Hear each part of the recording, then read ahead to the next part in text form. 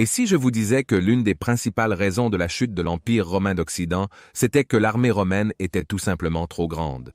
Ce qui au début sonne comme une blague ridicule, j'espère pouvoir démontrer, est en fait un facteur contributif légitime qui ferait dérailler l'Empire, conduisant à la dissolution de l'Empire romain d'Occident au cours du 5e siècle après Jésus-Christ. Nous avons maintenant compris qu'il y a vraiment beaucoup de raisons différentes pour la chute de l'Empire romain, et ici je parlerai spécifiquement de l'Empire romain d'Occident, car l'Empire romain d'Orient a perduré pendant près de 1000 ans de plus, et les raisons de sa chute méritent une analyse séparée que je ferai dans une autre vidéo. Il y a vraiment une multitude de raisons pour la chute de l'Empire romain d'Occident, et j'ai analysé la plupart de ces raisons dans ces 2 vidéos ici. Mais maintenant, je veux parler d'une raison extrêmement importante dont je n'ai pas encore assez parlé dans les vidéos précédentes.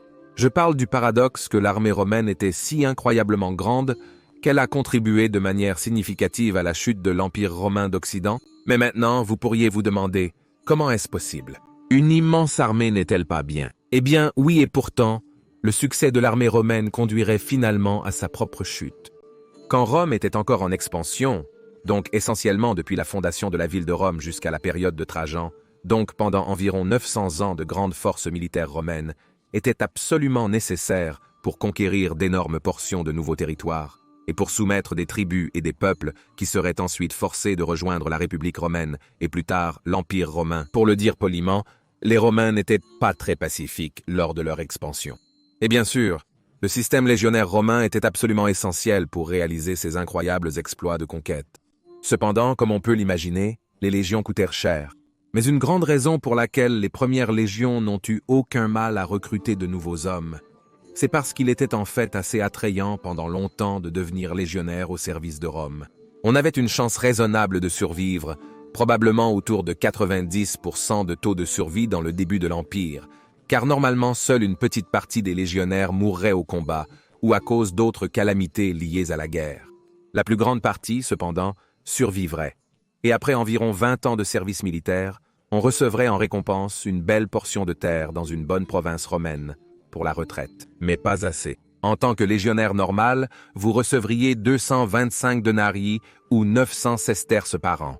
Sous Domitien et les empereurs suivants de l'époque de la Pax Romana, c'était même 300 denarii ou 1200 sesterces par an.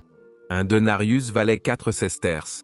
Le taux de conversion exact en une unité monétaire actuelle comme le dollar est toujours débattu, mais des valeurs de 15 à même jusqu'à 50 $ par sesterce ont été suggérées en tenant compte du pouvoir d'achat, donc pas seulement la teneur en argent.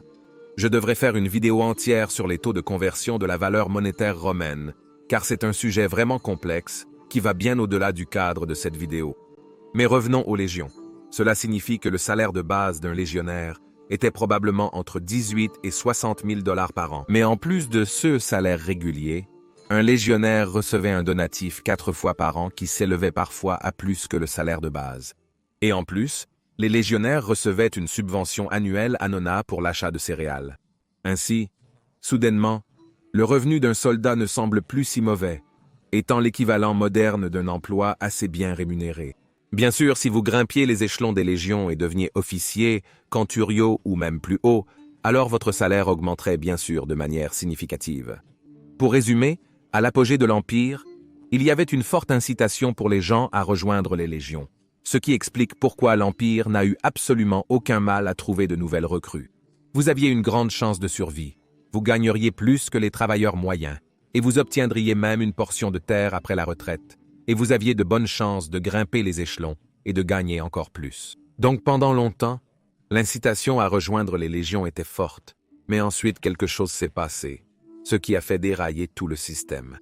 Avant de continuer, merci de liker cette vidéo et de vous abonner pour ne pas rater nos futures vidéos sur la fin passionnante de l'Empire romain.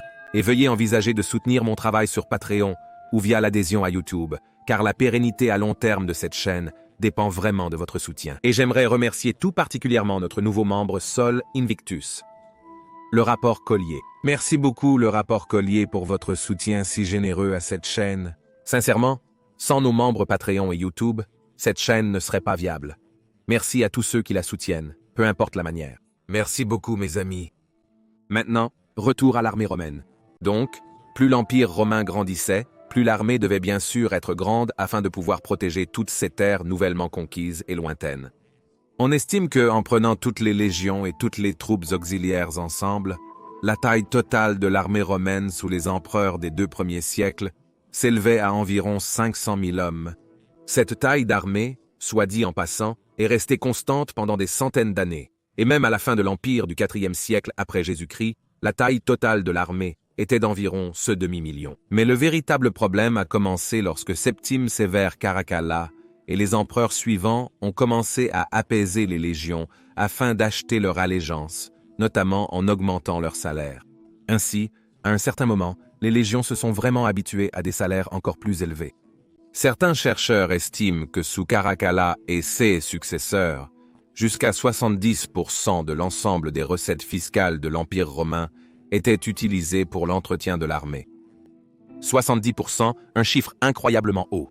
Cela signifie qu'un flux constant de nouveaux métaux précieux, tels que l'argent et l'or, était nécessaire pour satisfaire l'armée, car de nouvelles pièces devaient être émises avec une grande pureté d'argent et d'or, afin de maintenir le pouvoir d'achat au même niveau, avec une rémunération toujours croissante pour une armée de plus en plus exigeante.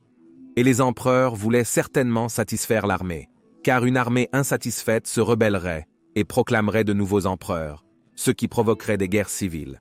Cependant, le maintien d'un salaire élevé n'était possible que jusqu'à un certain point. En ce qui concerne le point, l'expansion de Rome a fini par stagner, car l'Empire avait tellement grandi de manière démesurée qu'il n'y avait plus de cibles riches qui pourraient renforcer le trésor impérial. Après les conquêtes de Trajan Hadrien et les empereurs suivants, on constatait que l'entretien de l'armée devenait tout simplement trop coûteux. Ainsi, Hadrien s'est retiré de Mésopotamie et d'Arménie, craignant que l'armée nécessaire pour pacifier et protéger ces régions lointaines devait être si incroyablement grande qu'elle n'était pas financièrement durable. Donc, concernant le point 2, les esprits de l'Empire devaient fonctionner très efficacement et continuer à produire d'énormes quantités d'or et d'argent, car comme je l'ai dit, sans nouvelle conquête, ceux-ci étaient devenus les principales sources de nouveaux métaux précieux pour le besoin toujours croissant de pièces de haute qualité pour les légions. Et concernant le point 3, bien sûr, augmenter les taxes pour entretenir une armée de plus en plus coûteuse n'était pas une option, car cela aurait entraîné des rébellions à grande échelle dans de nombreuses provinces. Donc, déjà sous Néron, les empereurs ont opté pour l'option 4. Ils commenceraient lentement à dévaluer la monnaie et à réduire la quantité d'argent et d'or dans les pièces. Mais initialement seulement légèrement, seulement avec hésitation. Malgré cela, l'ensemble du système fonctionnait encore assez bien au 1er et 2e siècle après Jésus-Christ, mais ensuite est venue la peste antonine. Dans les années 160 après Jésus-Christ, un virus brutal, que l'on pense être la variole, a balayé l'Empire, tuant au moins 10, peut-être même 15% de la population totale. C'était dévastateur. La production des mines impériales a chuté rapidement. Nous pouvons voir cela par exemple dans la mine d'or, la plus impressionnante de l'Empire, le complexe minier de Las Médulas. C'était la plus grande opération minière de l'Antiquité, où les Romains ont en fait lavé des montagnes entières afin d'exploiter l'or. Mais après environ 160 après Jésus-Christ, les opérations minières se sont soudainement arrêtées. On peut supposer que des événements similaires ont eu lieu dans d'autres mines. Et bien sûr, les recettes fiscales ont également diminué à cause de la peste. Pourtant, malheureusement, de nouvelles recrues étaient toujours nécessaires pour maintenir la taille de l'armée constante, car les ennemis attendaient toujours aux frontières. Ce n'est donc pas une coïncidence si déjà du temps de Marc Aurèle, la teneur en argent pur du denarius a été réduite à 75%. Marcus a dû dévaluer le denarius en raison de la diminution de la production des mines impériales d'or, d'argent et de cuivre. Et comme nous l'avons dit, Septime Sévère et Caracalla ont encore augmenté le salaire de l'armée pour les apaiser. Mais bien sûr, ils ne pouvaient pas augmenter magiquement la production de métaux précieux des mines ou augmenter les impôts sans risquer des rébellions. Alors bien sûr, ils ont encore plus dévalué la monnaie.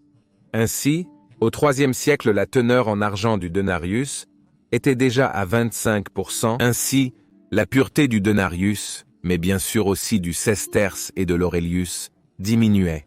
Ainsi, le pouvoir d'achat de la monnaie romaine diminuait également. Cela signifiait donc qu'à un certain moment, le légionnaire gagnerait effectivement moins, et nous savons bien sûr aujourd'hui que ce phénomène est appelé inflation. Ainsi, la motivation de quelqu'un à rejoindre les légions commencerait à diminuer. Et si l'armée était mécontente parce qu'elle recevait trop peu de salaire, elle se rebellerait simplement et proclamerait un nouvel empereur. C'est entre autres ce qui a conduit à la crise du IIIe siècle. Aurélien Probus et plus tard Dioclétien ont pu réparer beaucoup de dégâts et réformer le système monétaire. Mais la pureté des pièces romaines n'a jamais plus atteint des niveaux aussi élevés qu'au début de l'Empire, et à l'époque d'Aurélien, le denarius standard ne contenait plus que 5% d'argent. Dioclétien a essayé des réformes économiques pour contrer l'inflation, en établissant des prix fixes. Cependant, nous savons désormais que c'était une erreur, car l'économie ne fonctionne pas ainsi. Ainsi, le problème fondamental du salaire élevé que l'armée exigeait n'a jamais été résolu. Ainsi, après la crise du IIIe siècle, le salaire et les avantages d'un légionnaire romain tardif n'atteindraient plus jamais les conditions très attractives dont jouissait un légionnaire au début de l'Empire au 1er jusqu'au milieu du IIe siècle après JC. L'armée a été réorganisée, passant des légionnaires et des troupes auxiliaires au système des comitatens et limitanei, et il n'y avait plus désormais de différence entre les citoyens et les non-citoyens, car après Caracalla, chaque personne libre de l'Empire romain était désormais un citoyen romain. Caracalla a peut-être agi ainsi pour accroître significativement le nombre de recrues potentielles pour les légions. Mais le mal était fait. La dépréciation de la monnaie, que les empereurs après le IIe siècle après JC ont dû faire avec une férocité toujours croissante afin de pouvoir entretenir une armée de plus en plus coûteuse, avait laissé sa marque. Et à la fin de l'Empire, le salaire d'un soldat typique du comitatus ou des limitanei était déjà très diminué par rapport au début de l'Empire. En fait, il semble que le salaire régulier n'existait plus, mais seuls les donatifs restaient, et cela dans une monnaie beaucoup moins puissante. De plus, le soldat ne recevait pas automatiquement un don de terre à la fin de son service, car l'Empire ne pouvait tout simplement plus se permettre d'être aussi généreux. Ainsi, de moins en moins d'hommes étaient prêts à rejoindre l'armée romaine tardive, et vers 390 après JC, Ammianus Marcellinus déplorait le faible vigueur martiale de la population romaine native italique. Les Italiens natifs, afin d'éviter la conscription, qui était déjà pratiquement une conscription forcée à cette époque, se mutilèrent parfois eux-mêmes pour échapper à la conscription, comme l'a remarqué avec dégoût Ammianus. Car à la fin de l'Empire, non seulement la paye était plus mauvaise et les avantages moins attrayants, mais les chances de mourir étaient probablement plus élevées qu'au début de l'Empire, avec tous les problèmes auxquels l'Empire était maintenant confronté après environ 370 après Jésus-Christ. Pour résumer, l'armée romaine était devenue si grande et les légionnaires romains si gâtés et exigeants qu'il est devenu extrêmement coûteux de maintenir les légions et donc sans un flux constant de nouvel argent, cuivre et or, les empereurs ont dû commencer à dévaluer la monnaie. Cela a donc conduit à une détérioration du pouvoir d'achat, ce qui a ensuite conduit à des gains moindres pour les soldats professionnels à la fin de l'Empire, et donc à une moindre incitation à rejoindre l'armée, et par conséquent à une vigueur militaire réduite des Romains. Ainsi, à un certain moment, les empereurs et les généraux ont commencé à recruter de plus en plus de barbares. Pourquoi ? Tout simplement parce qu'ils voyaient souvent le combat comme un sport et étaient moins chers que les troupes de haute qualité des comitatensis. Ainsi, en 457 après Jésus-Christ, la majeure partie de l'armée romaine occidentale était déjà constituée de mercenaires germaniques rémunérés. Les comitatensis et limitanei, qui ont été détruits dans les innombrables guerres civiles, n'ont jamais été reconstitués. Pourquoi ? Car les recettes fiscales de l'État romain occidental diminuaient en raison de l'annexion croissante des territoires par les barbares. Et les incitations à rejoindre les légions comitatensis étaient déjà très peu attrayantes. Un risque élevé de mourir et une faible rémunération, pas la meilleure combinaison. Ainsi, bien sûr, au 5e siècle, presque aucun Romain natif n'était plus disposé à rejoindre la tardive armée romaine occidentale. Donc, pour résumer, l'armée romaine est devenue en quelque sorte une victime de sa propre taille et de sa cupidité. Elle est devenue trop grande et trop exigeante, ce qui finirait par être sa propre perte. Et si vous êtes intéressé à en savoir plus sur la façon dont l'armée romaine s'est transformée du début à la fin de l'Empire, vous pouvez regarder cette vue ici, dans le coin supérieur droit. Mais si vous êtes plus intéressé par la façon dont les tribus germaniques ont réussi à envahir la France et l'Espagne, vous pouvez regarder l'autre vidéo dans le coin inférieur droit. Je dis encore merci à tous les amis de l'histoire romaine, gracias Tibiago et bene valete.